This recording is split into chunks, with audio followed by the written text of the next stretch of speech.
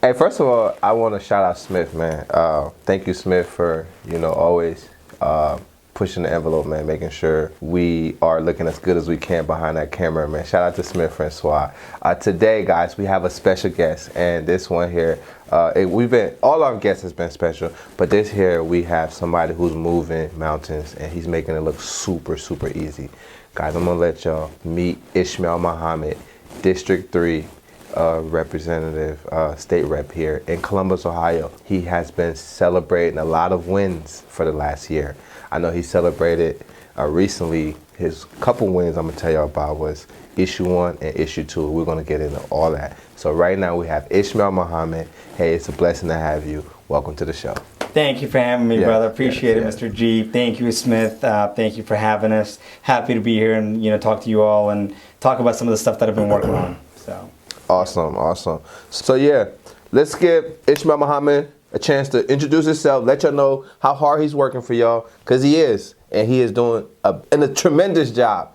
Plus, he's an attorney.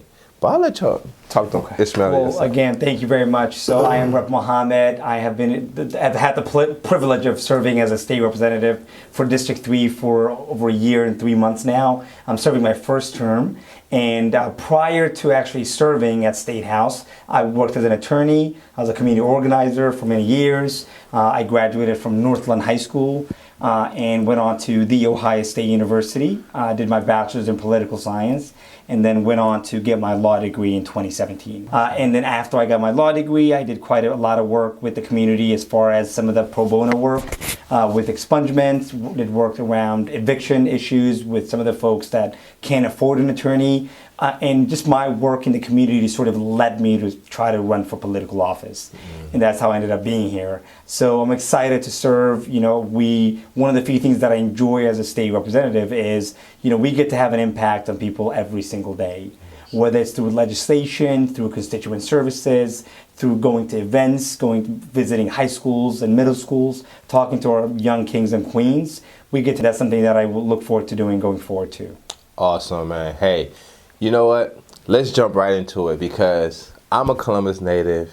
You just confirmed you're a Columbus native. You went to Northland. What was it like at Northland, man?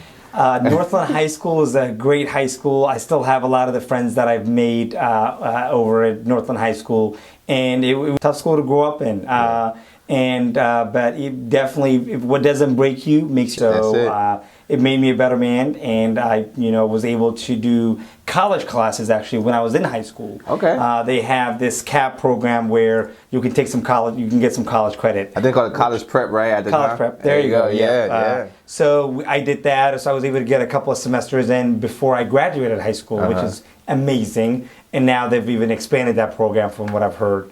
So, shout out to... Go Vikings. Yeah. I went to Warner Ridge myself. So I'm familiar. We got a chance to play y'all in some football. So that's amazing.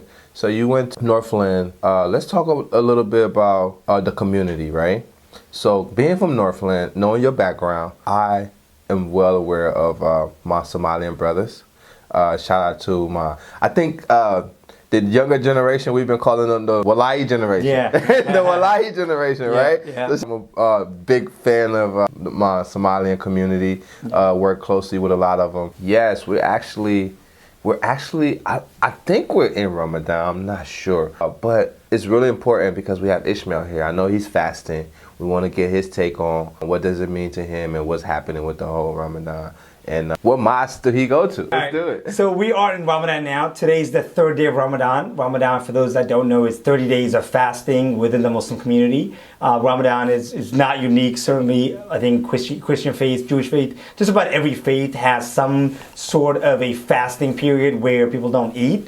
And it's a way to show that you are in solidarity with those that don't have a lot, the unfortunate folks who don't have a meal every single day.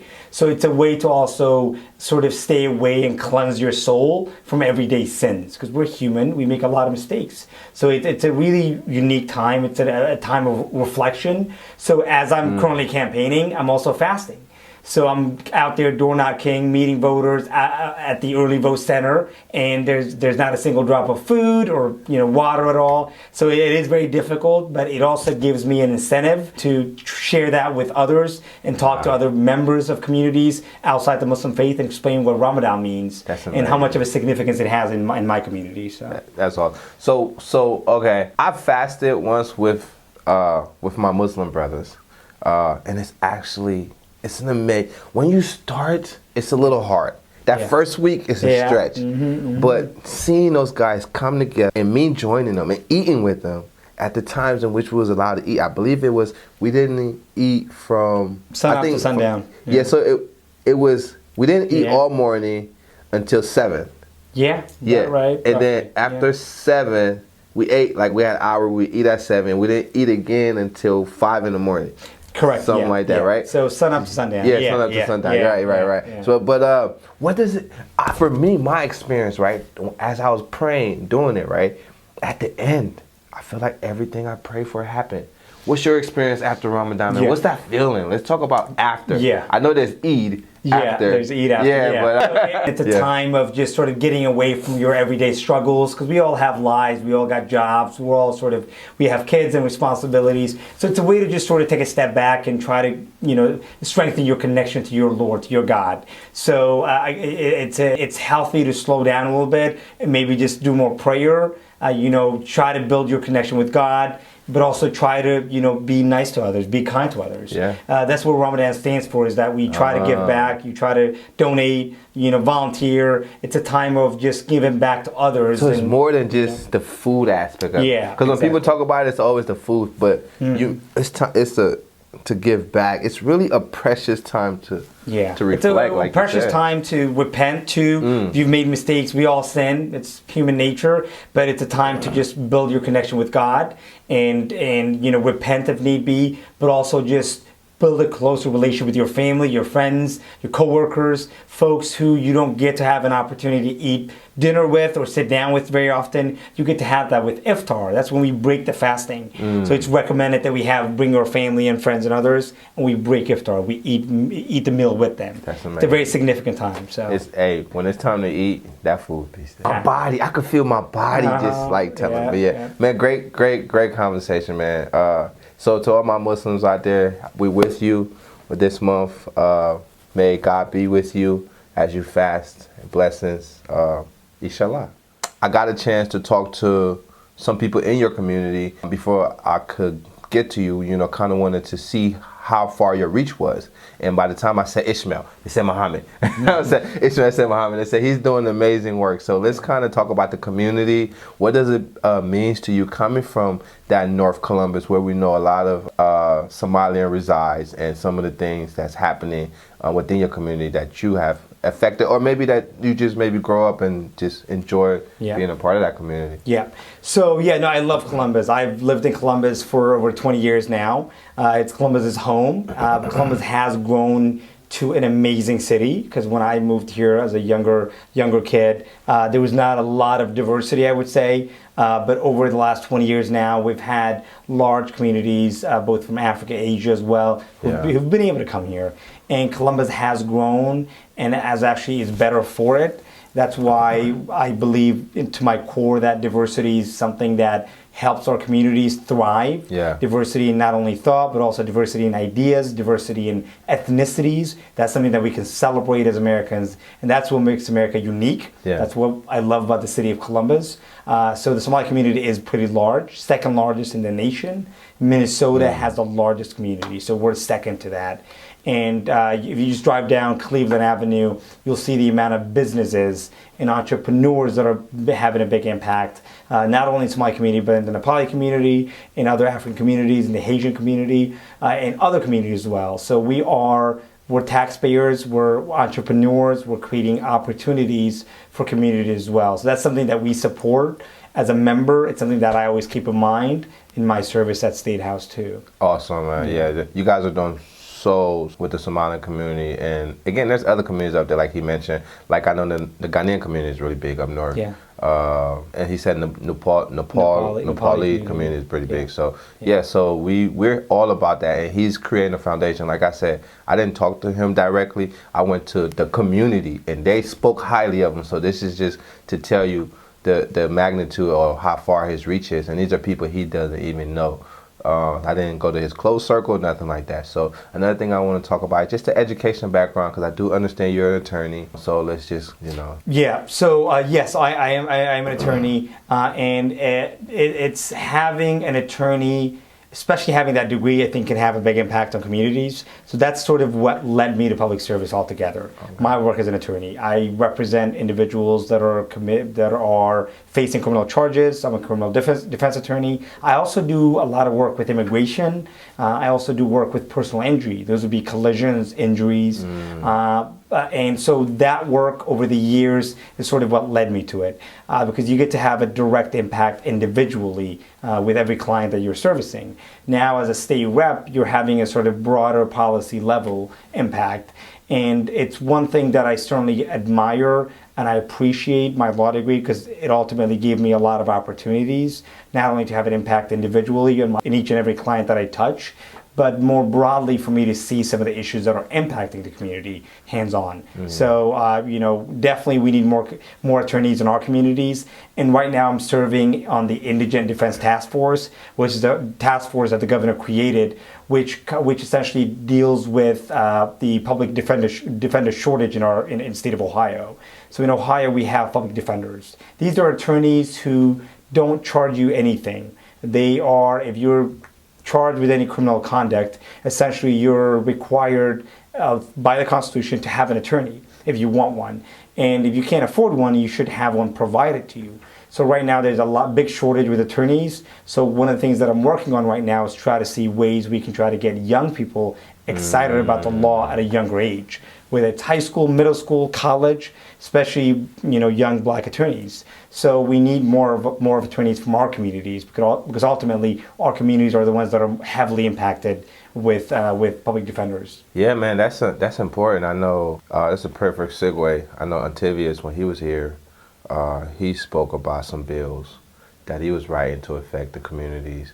I know one in specific, he was working a labor bill. Minimum wage bill. Yeah, I think, I may be wrong, but I do believe he said that in Ohio, employers are not required to give you a pay stub. Yeah, that's one of his bills. Yeah, correct, so correct. they're not required to give you a pay stub. And so he's working on them being able to provide that information, because a lot of people work, they don't check their time, they don't check what time they clock in or clock out or go to lunch. They don't have to give them a physical breakdown of their hours or whatever, pay stub.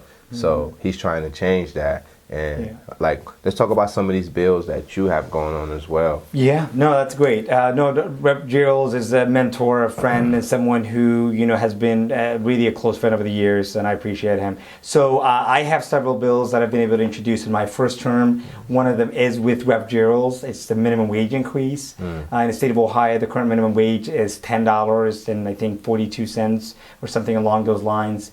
And it's a very low number. It's not a livable wage. You can't support a family with $10 an hour. Not in today's society. Exactly. All the cost, everything's going up, groceries, rents, and unfortunately the pay is not going up in accordance with that. So our bill would essentially increase the minimum wage to $15 an hour. And a lot of cities and states have been able to pass that. That's a very low threshold that it's passable. So that's one that I'm excited about and working on it with Rep. Gerald. I also have several other bills, one with license for all legislation. In the state of Ohio, we have a lot of folks who are either going through an immigration process or who are currently don't have legal status. And many of those folks, unfortunately, have kids and families. So what's happening is they are driving. When they're driving, they're not licensed. They don't have any insurance. It's a sort of a safety issue publicly. So what my bill does is it basically gives them an opportunity to get a license for a year. while their case is pending. So they can have a license, they can get insurance, and be out there with insurance coverage. God forbid, should there be an accident. There's another bill that I'm working on right now to make sure that our CDL licensed truckers, those will be truck drivers, Class A CDLs, have what's called a remedial class. Currently, if any trucker or CDL driver gets a traffic citation, each and every one of them understands the level of impact that's going to have on his life. Their insurance rates go up. Most likely, there's a good possibility they may lose their job. So, and they're basically hauling goods across the country. They're providing an essential service to our country. So what this bill does is essentially allows our CDL licensed drivers to take remedial classes, which is a class that you can take to accrue your points back. So in the state of Ohio, every driver has 12 points on your license. If you lose points, you start having a lot of issues with employment, and this also impacts our Uber drivers, Lyft drivers as well. And what happens is if you drive for a living, then getting any sort of citation is going to have a big impact on your life. Wow. So to try to alleviate that, this bill, what it does is it gives you an opportunity to take a remedial class so you can accrue the points back. So potentially they can get pulled over, maybe get 5 points. Let's just say, I think that happened to me before. It's like, you got pulled over. It's a moving citation. You get 5 points on your license. Because it's like, I'm not a driver, so it really doesn't matter to me. Yeah. But if you are a driver, this is an essential bill because you could potentially take a class. Is this online? It's online, yeah. Okay, that's online. even better. So you can schedule these classes and take it at your convenience and gain those points back. And then, like he's saying, it will then affect your score, so it won't affect your job. If you go looking for, say, the job that you may have had the accident on or got that ticket on, you may be looking for another job. It won't affect it and things like that. So, guys, we have to figure out where we can find this information. Where can we find this information? So this is all online. So this is what I tell everyone. All my constituents, please go online, go to Ohio Statehouse. All the bills are going to be on there. Every bill that you can look up each rep and see every bill that they've introduced. You can have a general look of all the bills that have been introduced and where they are, whether they're in committee, whether they passed. And then that's an opportunity for you to show up and write emails to your senators, your reps, to try to get support on that. We're trying to make sure that your life is better, that whatever you're dealing with, that we try to make your life a little bit easier. But we need your help to make that a possibility. Awesome. Also, I know you guys. I think that's what he said. If the law is passed, if the bill is passed, it just kicks in. Essentially, yes, right? yes, yeah. So, guys, let's get behind it, and you call your reps, call your senators, make sure that they support it. And this is again going to have the largest impact probably this year. And a lot of states are passing it. It doesn't make any sense to be able to hold our people hostage, essentially, especially young people who are trying to get their life back on track, for having a single mistake when they were 19 years old or 18 years old, for that to have an impact for the remainder of their life just doesn't make a lot of sense. And it's having an impact economically even by folks who can't get a job because of their record. So call your reps, call your senators, make sure that they support this bill. Yes. So let's make those calls. Hey, if you're looking for the information, we're going to have it here where exactly to go precisely so you can see the different reps. You can see what bills they're passing. Again, we're bringing them directly to you. So we want you to know their face. We want you to put the face with them. We want you to be an active member in these changes that's happening to Ohio. It's important we all, and I'm talking to my peers, those are even who just became eligible to vote, who just turned 18 and doesn't have a direction, call as one, email as one. We will point you in that direction. That's why we're here. It's been too many conversations I've held with single mothers, single dads, and I'm like, look, did you vote? I don't know where to go. Well, this is your opportunity to see the people who are making the difference, to ask the questions, to know exactly where to go. We're not hiding behind the screen.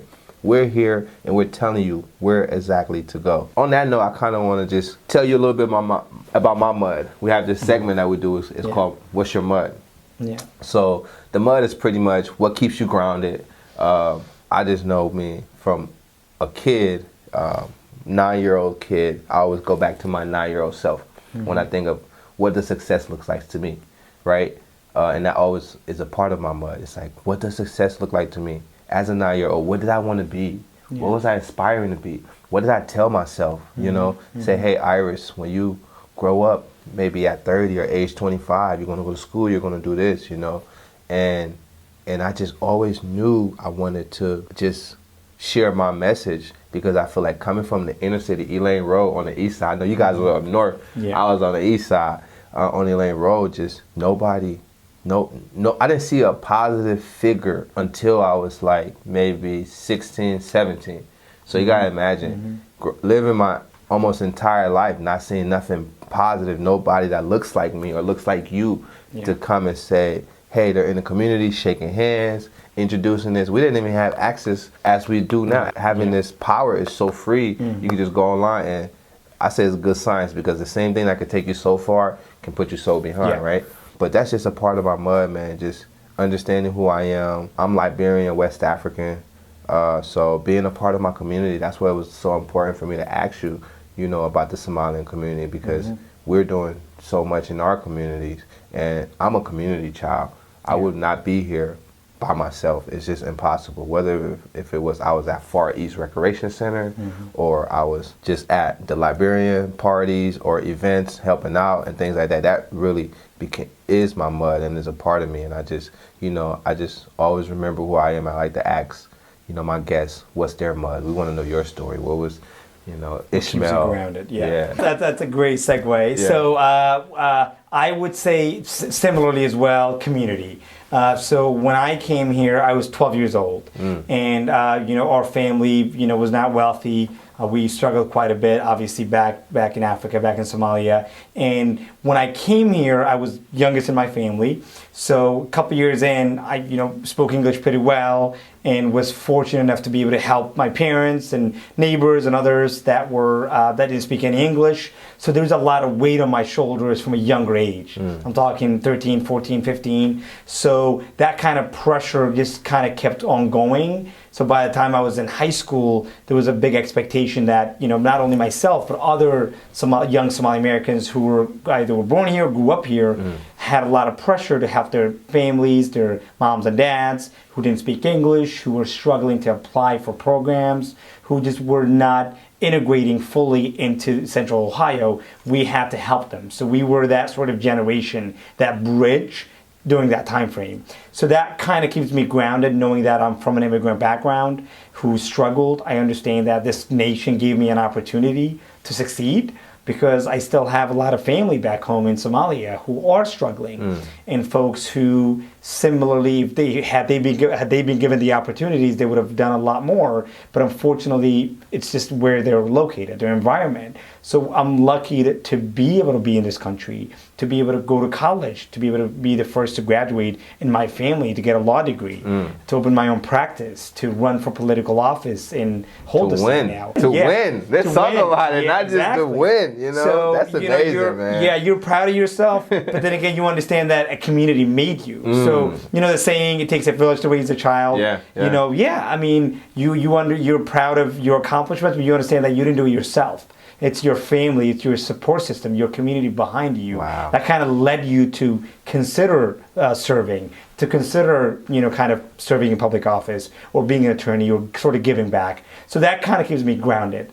You know, because there are a lot of folks who choose to sort of stay away from that and sort of live their personal lives and go to work and come home. And that's also fine. But a lot of us, me and you, there's a lot more pressure on us to do just, you know, above and beyond the call of duty and do more than what's needed, because we know that there's communities behind us that are struggling, that are in need. And if we're the ones that made it, we have to make sure there's a path for our young brothers, sisters, cousins, others to try to make it through. So that's a long speech, but that's what it is about. It's about the community. And I think there's something you touch on that's so important, right? You said that you didn't just help yourself. And I think this is what being an immigrant means. Because, and I've read this in several books, you're not only helping yourself, but you help your parents. Now let's talk about that. And then you, being who you are, I can see why you're in the position that you are today, because you helped your neighbor. That's biblical. Exactly. Right? Yeah. So to your neighbor as you would like. That's it's a universal thing across religions, by the way. You know what I'm saying? So it's just, let's talk about what does it mean to be able to help yourself, and then assist your parents, whether it be English, whether it be with them getting a job. You know, I don't know the type of help that you put, but I can just imagine how grateful they are for you and what you did for them. So I just want to touch on that just because when you said it, it resonated with me so much because you know, a lot of immigrants, they get here and the parent, English is not the first language. So you have to step in. And people like to say, be the parent. You're not being a parent because you're still going to get disciplined. But you are an active member of that family. So let's talk about that. When the Somali community started coming to Central Ohio, but also other communities, Ghanaian, Liberian, you know, there's obviously a big culture clash. Language is the biggest thing that stands out, language barrier, not speaking English. But also just a cultural difference. It just takes a little bit longer for our parents who are much older to integrate, whereas for us, for younger, you know, kids who came here at a younger age, or the ones that were born here, it's a lot easier. So there's automatically that responsibility that you have to assist your parents and uncles, cousins, that expectation that you, being the younger person who was either born or raised here, you have that expectation. As you get older, the responsibility grows even more. So when I was in college, you know, I was doing applications, I was doing citizenship forms, I was applying for benefits for community members who were applying for TANF, food stamps, Section 8 housing. I was doing a lot of that work outside of my college days. Passport and stuff. So, you know, passports, all that. So a lot of things that, you know, again, I wasn't getting paid for. I was just a young kid helping out. But it was just me going to my neighbors and friends and going to my local mosque and just asking, me and two other friends of mine that I'm still friends with till today, we used to go to the local mosque and just do applications for folks who were in need. So that's kind of what started, and their responsibility just kept growing over the years. So by the time I was a lawyer, there was obviously a big expectation for me to do a lot of work. So that's where I talked about pro bono, which is essentially free services. Every attorney is recommended to do like 50 hours of pro bono free services to folks who don't have money to pay for an attorney. And how beautiful is it that you have a community that you could take your 50 hours and shine a light on. There you go. Yeah. You see what I'm saying? Yeah, absolutely. Like, it's, you know, God put me in a position where I get to have a blessing on others and try to be of help. So hey, I want to take this time, Ishmael, to thank you. Are a vessel that the Ohio needs. Let's start there first. You are a vessel that Ohio needs, and we want to thank you for the work that you're doing in District 3. I know District 3 is doing amazing things. And guess what?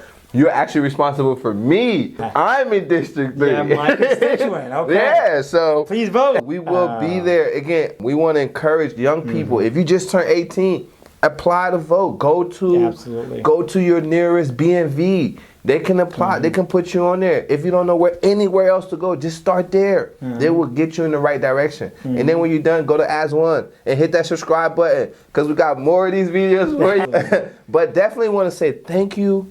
Want to tell you, continue with your journey. Let Ohio be a stepping stone, and may you reach heights that you didn't imagine. And here on As One, this is your platform. We want you, whenever you have anything, to consider us as a resource to get it out if you need us, you know, in the race. But we definitely want to say thank you. And I know for me, man, I'm glad to have met you, seeing everything that I've read about you. I'm just proud. I even asked my mentor, and he was like, wow, you got him to sit down with you? I was like, yeah. And Dontavius? No. Alpha Tunger. Good friend. Amazing. Yeah, man, he was, he's excited. We're doing, again, I'm work closely with my community. I need to continue going back, doing more things. And shout out to the Haitian community. They're doing a lot of great things as well.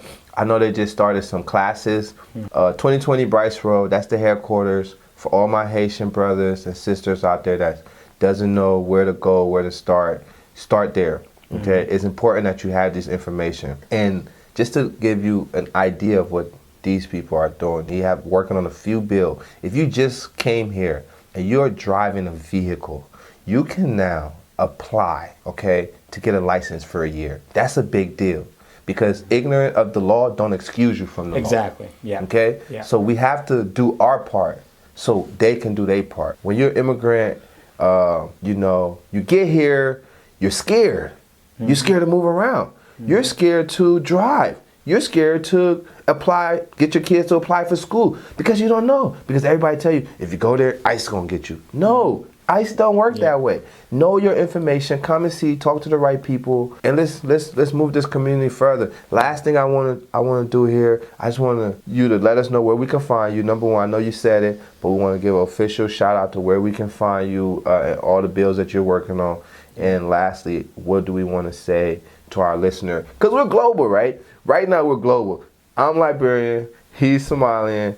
We got Haitian in the building. We're here in America. We're global. So we're going to do numbers. You know, what do we want to say to our audience out there? The last message. Listen. Thank you, Mr. G. I appreciate it. Thank you, Smith, for having me. So, as I look forward to March 19th, so first of all, I want to say a couple of things about election that's coming up right now. We're in the primary, so if you are not a voter, please register to vote. This is, again, for all communities. Too often we are complaining about some of the things that are happening, but we're not voting. We're not registering. Yeah. We're not aware of what's happening. So please, the way you can have an impact is by getting involved. Register to vote. Come out and vote. You can go online to Ohio House of Representatives, and you'll see every rep. You'll see all the bills and legislation that are currently in the Ohio House of Representatives. So you can get involved and show your interest and support of the issues that are impacting your life. That's one. Second, reach out to us. You can go to Facebook, Ismail Mohamed. You can find me on Instagram, Ismail Mohamed as well. You can go to my website, ismailmohamed4ohio.com.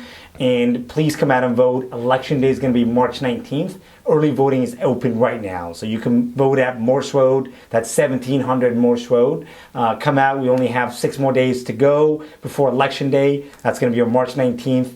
We need to make sure that our people especially are aware of what's going on. We want them to show up. So please come out to early vote. I'm typically out there every day, meeting voters, shaking hands. Come out and support us. So thank you again. Thank you, Mr. G, for having me again. Thank you, Ishmael. It's been a pleasure. Hey, we look forward to seeing you there. And again, go vote. Go vote early so you don't have to worry about it. Let's start the ball rolling now, okay? If you can get there, 1700 Morse Road? Correct. 1700 Morse Road. Let's get there, okay? Don't meet me there. Beat me there. Let's do it. My man. It's a pleasure.